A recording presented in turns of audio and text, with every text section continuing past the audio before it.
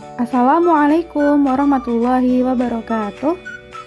Alhamdulillahirabbil alamin. Nah, anak-anak, pada pagi hari ini kita akan belajar tentang denah ya. Nah, denah, apa itu denah?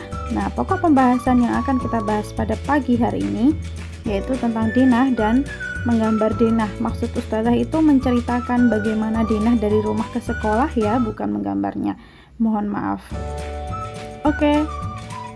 Bagaimana pengalaman anak-anak ketika membaca denah? Di mana anak-anak pernah melihat denah? Di Google Maps, Us. Apakah anak-anak mengetahui denah dari rumah menuju ke sekolah? Kira-kira anak-anak tahu tidak denah anak-anak ketika ke sekolah itu melewati apa saja sih? Nah, denah adalah gambar yang menunjukkan lokasi atau letak dari suatu tempat. Apa sih kegunaan dari denah itu anak-anak?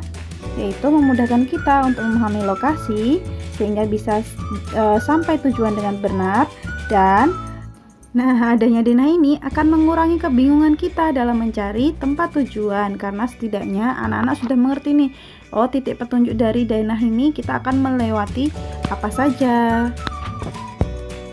Nah anak-anak, ini adalah contoh denah ya. Nah ustazah ambil ini dari Google Maps.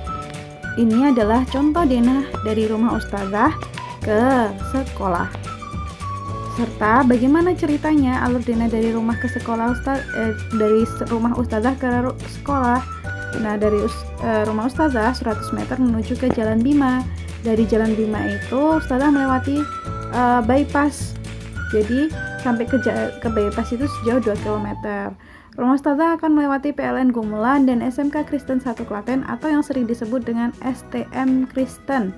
Kemudian ustazah belok kanan melewati bypass kurang lebih 1,5 km sampai dengan perempatan BAT yang ada traffic light-nya itu.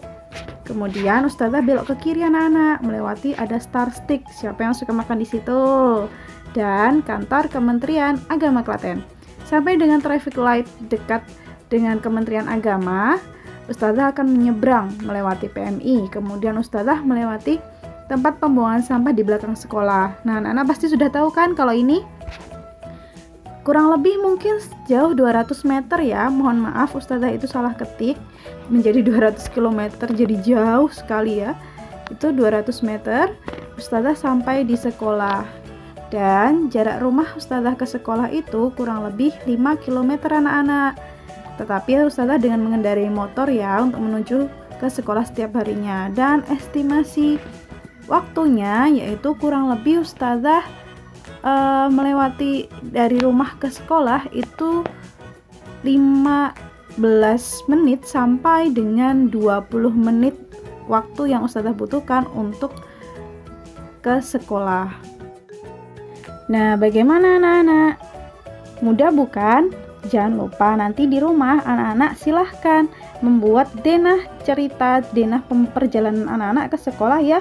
Dikumpulkan ketika pembelajaran daring di sekolah, ketika pelajaran bahasa Indonesia.